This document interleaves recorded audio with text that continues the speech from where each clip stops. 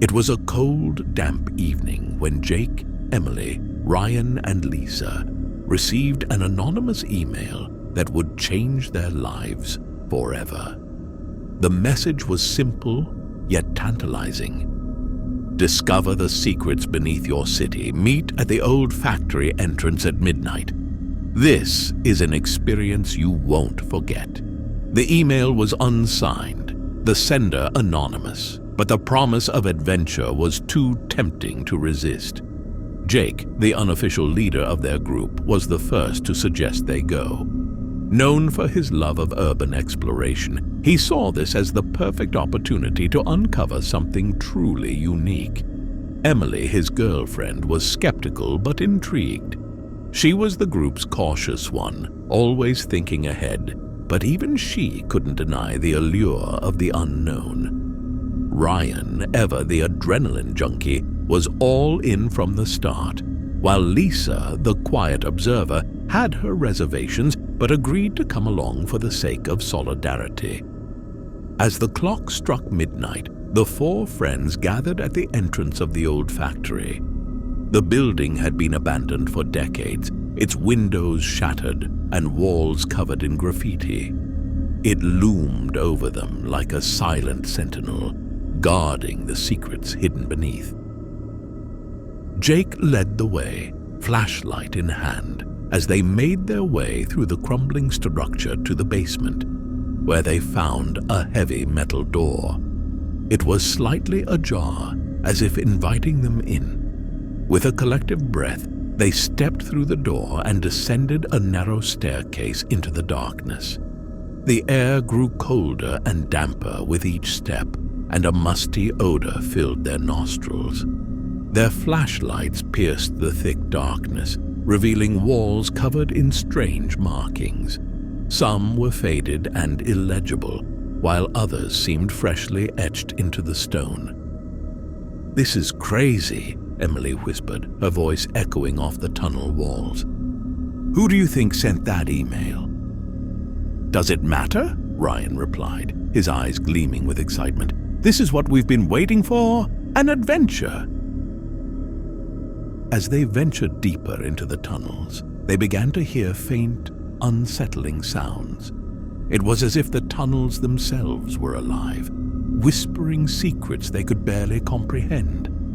Every now and then, a distant clatter or the sound of shuffling feet would reach their ears, making their hearts race.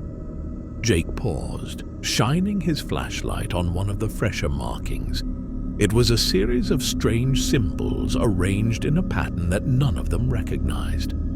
"What do you think this means?" he asked, tracing the symbols with his finger. "Probably some kind of code," Lisa suggested, snapping a photo with her phone. "Maybe it's a warning or a message from other explorers." "Or it could be a prank," Emily added, her skepticism resurfacing. "Someone trying to scare us off." "Well, it's working," Jake admitted with a nervous chuckle. "But we're not turning back now."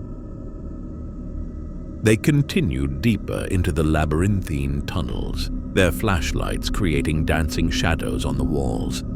The further they went, the more oppressive the atmosphere became. The air felt heavy, and an eerie silence settled around them, broken only by their footsteps and occasional whispered conversations. After what felt like hours, they stumbled upon a large chamber. The ceiling arched high above them, and the walls were lined with alcoves, each containing something that made their blood run cold.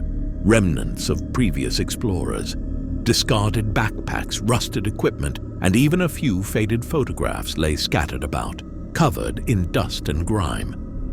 "This is getting really creepy," Emily muttered, her eyes darting around the chamber. "We should head back." "Not yet," Jake insisted, shining his flashlight on a large wooden crate in the center of the room. "Let's see what's in there first." Reluctantly, the others followed him to the crate. Together, they pried it open, revealing its contents. More equipment, including old lanterns, ropes, and a collection of notebooks. The notebooks were filled with handwritten entries, detailing the experiences of those who had ventured into the tunnels before them. The entries grew increasingly frantic, describing strange sightings and feelings of being watched. "We're not the first ones here," Lisa said, flipping through one of the notebooks. "But it seems like everyone else who came down here either left in a hurry or never made it out." "Look at this," Ryan said, holding up a piece of paper he had found tucked inside one of the notebooks. It was a map of the tunnels marked with various symbols and notes. One area was circled with the words "Do not enter" written in bold letters. "That's where we need to go," Jake declared, ignoring the others' protests. "If there's something down here worth finding, it'll be there." Emily, Lisa, and Ryan exchanged worried glances, but they knew there was no convincing Jake otherwise. With a mixture of fear and determination, they set off towards the marked area, the oppressive atmosphere growing thicker with each step. As they neared the forbidden section of the tunnels, the strange sounds they had been hearing grew louder and more distinct. It was no longer just the occasional clatter or shuffle. It was a symphony of whispers, as if the walls themselves were speaking to them. Shadows seemed to move just beyond the reach of their flashlights, and an overwhelming sense of dread settled over them. "Maybe we should turn back," Emily suggested, her voice trembling. "Something about this place doesn't feel right." "We've come this far," Jake replied, his grip on the flashlight tightening. "We can't stop now." Reluctantly, the others followed him, their fear growing with each step. As they rounded a corner, they were met with a sight that made their blood run cold. A figure standing in the middle of the tunnel, its back turned to them.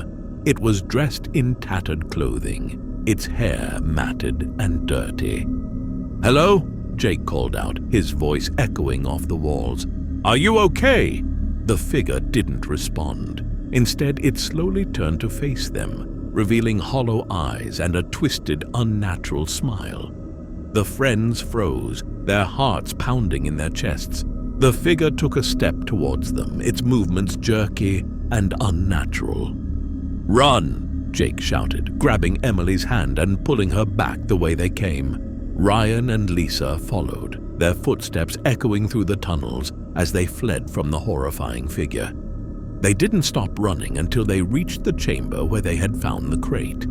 Gasping for breath, they huddled together, their flashlights scanning the darkness for any sign of pursuit. "What was that?" Lisa whispered, her voice shaking. "I don't know," Jake replied, his face pale. "But we need to get out of here, now." With renewed determination, they retraced their steps, desperate to escape the tunnels and whatever horrors they contained. The oppressive atmosphere pressed down on them, and the whispers seemed to follow them, growing louder and more insistent. As they neared the entrance, they could see a faint glimmer of light. Freedom was within their reach. But just as they thought they were safe, the ground beneath them began to tremble. The tunnel walls groaned and shifted, and a deafening roar filled the air.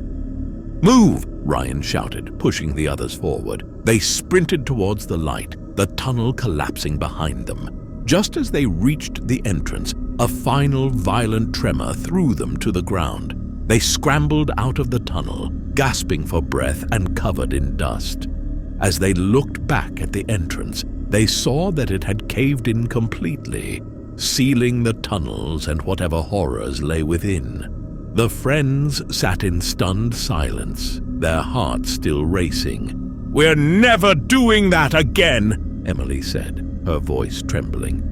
"Agreed," Jake replied, his face pale. "But we need to warn people. No one should ever go down there again." The next morning, the group sat around Jake's kitchen table, faces drawn and eyes bloodshot from a night of restless sleep.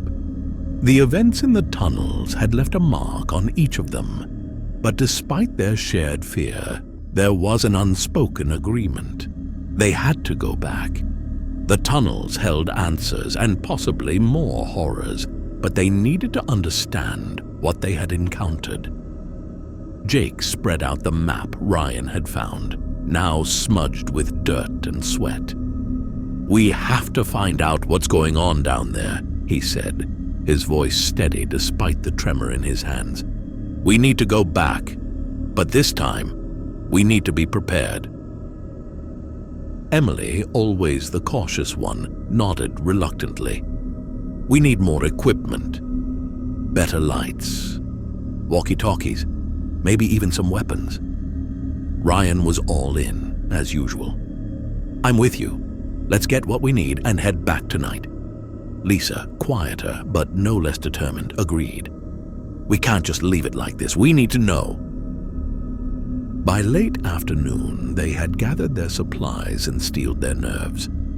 As night fell, they returned to the old factory. The entrance to the tunnels was still partially blocked from the earlier cave-in, but they managed to clear a path and descended once more into the depths.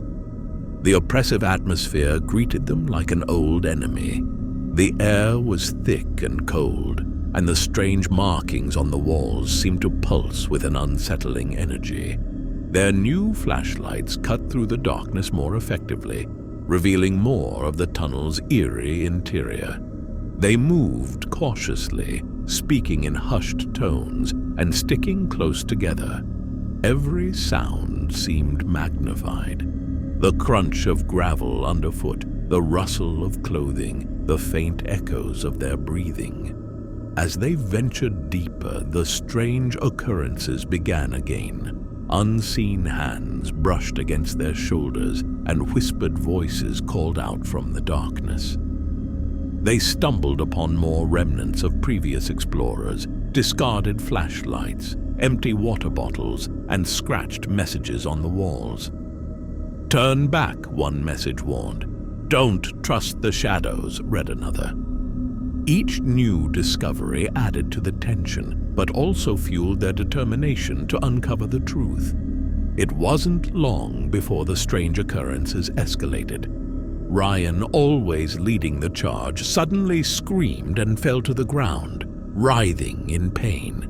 The others rushed to his side, only to find his leg caught in a rusted ancient trap. As they struggled to free him, the whispers grew louder, and shadows danced just beyond the reach of their lights. "We need to get him out of here," Emily said, panic creeping into her voice. "We need to get help." "No," Ryan insisted through gritted teeth. "We can't stop now. Just get me loose and we keep going." With great effort, they managed to pry the trap open and bandage Ryan's leg. He limped but insisted on continuing. They moved forward more cautiously now, aware that the tunnels were not just a place of mystery, but a place of danger. As they pressed on, they encountered an underground chamber, larger than any they had seen before. The walls were lined with ancient symbols and grotesque murals depicting monstrous beings and dark rituals. In the center of the chamber stood an altar, upon which lay a set of ancient weathered scrolls. Emily approached the altar, her flashlight revealing more details. These scrolls, they look like they're centuries old. "Can you read them?" Jake asked, his curiosity piqued. "I'm not sure," Emily replied, carefully unrolling one of the scrolls. "But it looks like some kind of ritual, something to do with sacrifices and portals?" The group exchanged uneasy glances. "Portals to where?" Lisa asked, her voice trembling. "Another world, maybe," Emily said, trying to make sense of the ancient text. "Or another dimension. Whatever it is, it doesn't sound good." As they pondered the implications of their discovery, a chilling realization struck them. The shadows in the murals bore a striking resemblance to the figures they had seen in the tunnels. It was as if the beings depicted in the ancient art had come to life. "We need to get out of here," Jake said, his voice firm. "Whatever this is, it's too dangerous. We need to report it to someone, anyone who can help." They turned to leave, but the way out was no longer clear. The tunnel behind them had changed, the walls shifting as if alive. Panic set in as they realized they were trapped. "We have to find another way," Ryan said, limping forward with determination. "There has to be another exit."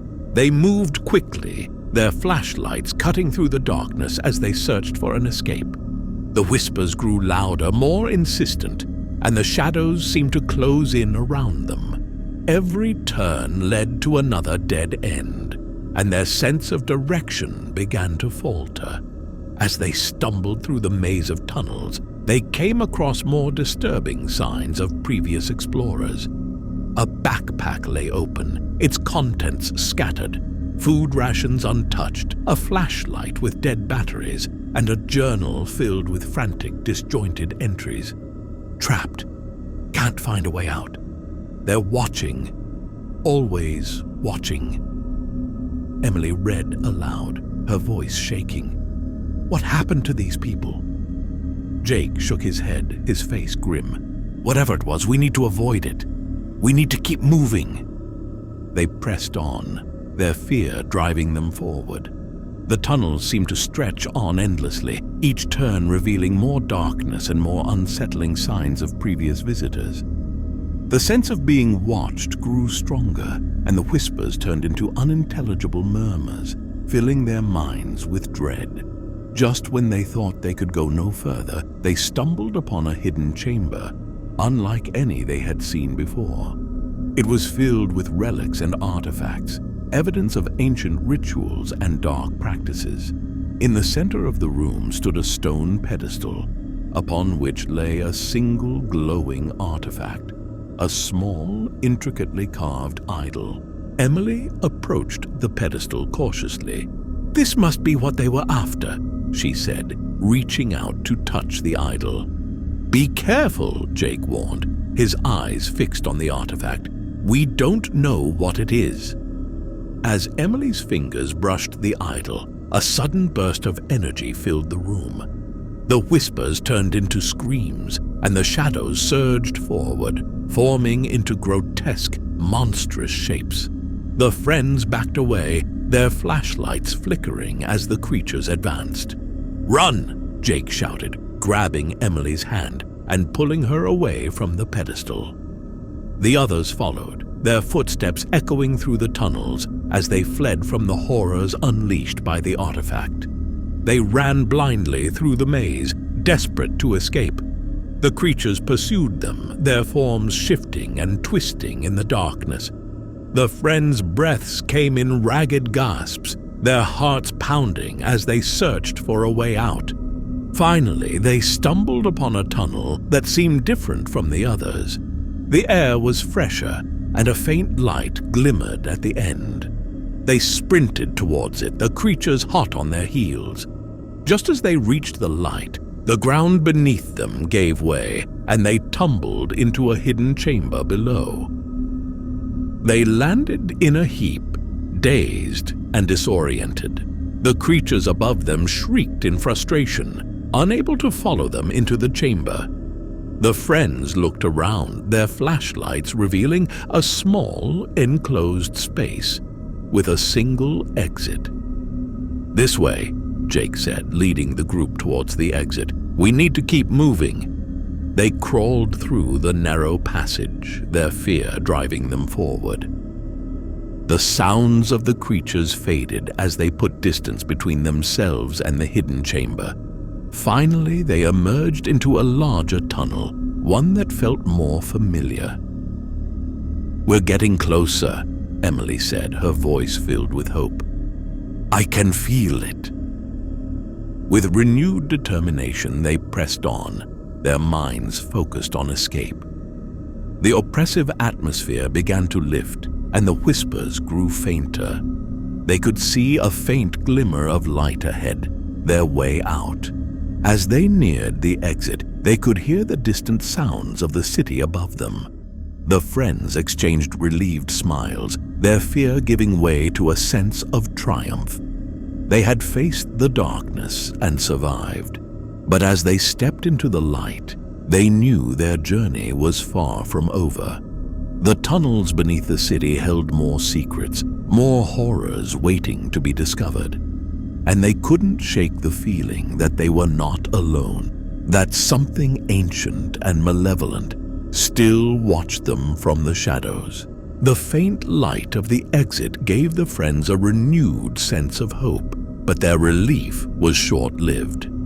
As they stepped into the larger tunnel, the oppressive atmosphere returned with a vengeance.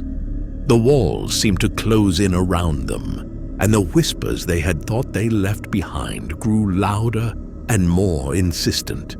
The realization hit them like a cold wave. They were being hunted. Ryan's limp was growing worse, and the strain was evident on his face. "We need to find a way out, fast," he said, his voice taut with pain. "I don't think I can keep going much longer." Jake, ever the leader, took charge. "We'll find a way, Ryan. Just hang in there." He turned to Emily and Lisa.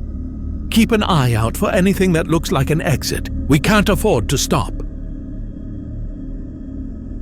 As they pressed on, Emily noticed something odd about the walls of the tunnel.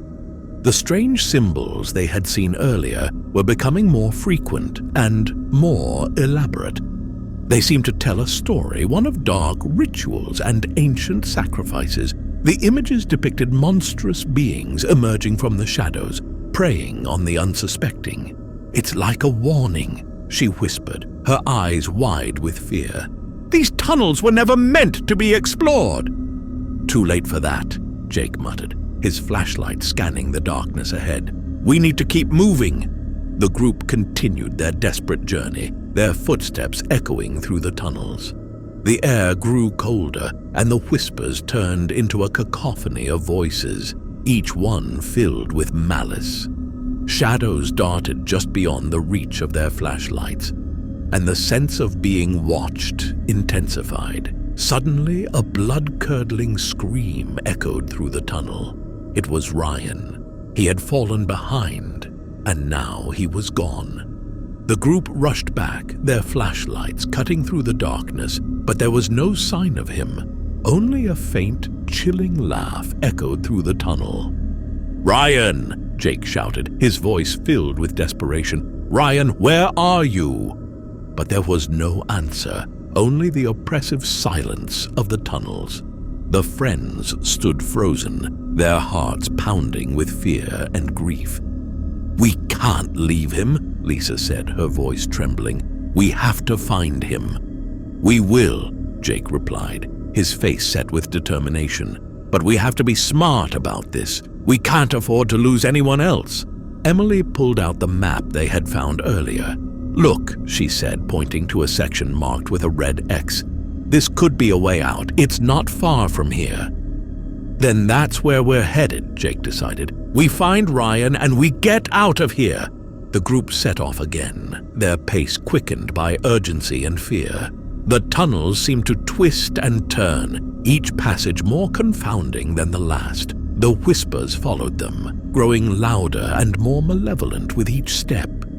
It felt as though the tunnels themselves were alive, conspiring to keep them trapped.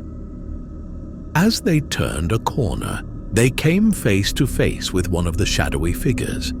It was grotesque, its form shifting and writhing as though it were made of darkness itself. The creature lunged at them and they scattered, their flashlights swinging wildly. "Stay together!" Jake shouted. But it was too late.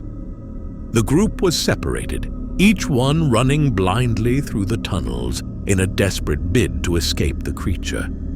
Emily found herself alone in a narrow passage, her flashlight flickering. She could hear the creature's footsteps behind her, a rhythmic thump that matched her racing heart. She stumbled over something on the ground and fell, her flashlight slipping from her grasp. In the darkness, she felt a hand close around her wrist. She screamed and struggled, but the grip was firm. Then she heard a familiar voice. "Emily, it's me," Ryan whispered. "We have to get out of here." "Ryan!" she gasped, relief flooding through her. "We thought we lost you." "Almost did," he replied, helping her to her feet. "But we need to find the others and get out." They made their way through the tunnels, guided only by the faint glow of Emily's flashlight. The whispers seemed to mock them, promising doom and despair. As they turned a corner, they nearly collided with Jake and Lisa. "Thank God," Jake said, his face pale. "We need to move, now." The group reunited. They pressed on towards the exit marked on the map. The tunnels seemed to stretch endlessly, each turn revealing more darkness and more unsettling symbols. The whispers followed them, growing louder and more insistent. As they neared the exit, they heard a sound that filled them with dread. The laughter of the creatures. It was a chilling, hollow sound that echoed through the tunnels, promising pain and suffering. The friends exchanged frightened glances, but pressed on, driven by a desperate need to escape. The exit was close. They could feel it. But as they rounded the final corner, they were met with a sight that made their blood run cold. The tunnel ahead was blocked by a mass of shifting shadows, the creatures standing between them and freedom. "We have to fight," Jake said, his voice steady despite the fear in his eyes. "It's our only chance." They steeled themselves for the confrontation, gripping their makeshift weapons tightly. The creatures advanced, their forms twisting and writhing in the dim light. The friends fought with all their strength, swinging their weapons at the shadows. The battle was fierce and desperate. The creatures seemed to melt away under their blows, only to reform and attack again. The friends fought on, driven by fear and determination. Each swing of their weapons was a testament to their will to survive. Finally, the creatures began to retreat, their forms dissolving into the shadows. The path to the exit was clear, but the friends were exhausted and battered. They stumbled forward, driven by the faint light of the exit. As they reached the end of the tunnel, they collapsed into the light, gasping for breath. The creatures were gone, but the memory of the battle and the horrors of the tunnels would haunt them forever. "We made it," Emily whispered, her voice filled with relief. "We actually made it!" Jake nodded, his face pale but determined. "But we can't forget what we saw down there. We need to warn others." The friends emerged from the tunnels, their minds forever scarred by the experience. They had faced the darkness and survived, but the knowledge of what lurked beneath their city would stay with them forever. And they knew, deep down, that the tunnel's secrets were not meant to be uncovered. The relief of reaching the surface was short-lived. The friends were out of the tunnels, but the haunting whispers and shadows still clung to their minds. They knew that whatever malevolent force dwelled below wasn't gone. It was merely waiting. Exhausted and injured, they gathered at Jake's apartment to regroup and decide their next move. "We need to tell someone," Emily insisted, her voice shaking. "The police, the city council, someone needs to know what's down there." "And say what?" Ryan countered. "That there are monsters in the tunnels? They'll think we're crazy." "Maybe not," Lisa said quietly. She held up the map and the journal they had found. "We have evidence, we just need to figure out what it means." Jake nodded. "Lisa's right. But we can't just show them this. We need to understand it ourselves first. Maybe Old Man Jenkins can help. He knows more about the history of this city than anyone." The group agreed, and the next morning they paid a visit to Old Man Jenkins, a local historian and conspiracy theorist who lived on the outskirts of the city. Jenkins was known for his wild stories, but the friends hoped he could shed some light on what they had encountered. Jenkins welcomed them into his cluttered home, his eyes lighting up with curiosity as they recounted their tale and showed him the map and journal. "I've heard whispers of these tunnels for years," he said, his voice low and serious. "But I never had proof. You've stumbled upon something ancient and dangerous." He explained that the tunnels were built centuries ago by a secret cult that worshipped dark entities from another realm. The symbols on the walls were part of rituals meant to open portals to these realms, allowing the entities to cross over into our world. The cult believed that by offering sacrifices, they could gain power and knowledge. "But the rituals went wrong," Jenkins continued. "The portals were unstable and the entities that crossed over were uncontrollable. The cult members were killed, and the tunnels were sealed to keep the entities trapped. But it seems that over time, the seals have weakened." "So what do we do?" Jake asked, his face pale. "How do we stop it?" Jenkins handed them an ancient book, its pages filled with detailed drawings and descriptions of the rituals. "This book contains the original rituals, but it also has the instructions for sealing the portals permanently. You'll need to perform the sealing ritual at the main altar, deep within the tunnels." The friends exchanged uneasy glances. They had barely escaped the tunnels alive, and now they had to go back. But they knew they had no choice. The malevolent force would continue to hunt them, and more people would be at risk if they didn't act. That night, armed with the book and their newfound knowledge, the group descended into the tunnels once more. The air was thicker and colder than before, and the oppressive atmosphere was almost suffocating. They moved quickly, following the map to the main altar. As they neared the chamber, the whispers grew louder and shadows flickered at the edge of their vision. The walls seemed to pulse with a dark energy, as if the very stones were alive with malevolence. The friends steeled themselves, determined to see the ritual through. They reached the main altar, an ancient stone structure covered in symbols and dark stains. The room was filled with an eerie glow, the air thick with the presence of the entities. Jake opened the book and began to read the instructions for the sealing ritual. Emily, Lisa, and Ryan formed a protective circle around him, their flashlights flickering as the shadows closed in. The air vibrated with a sinister hum, and the whispers turned into guttural growls. The friends knew they were not alone. The entities were watching, waiting to strike. As Jake chanted the ancient words, the symbols on the altar began to glow, and a wave of energy surged through the room. The ground trembled, and the shadows writhed in agony.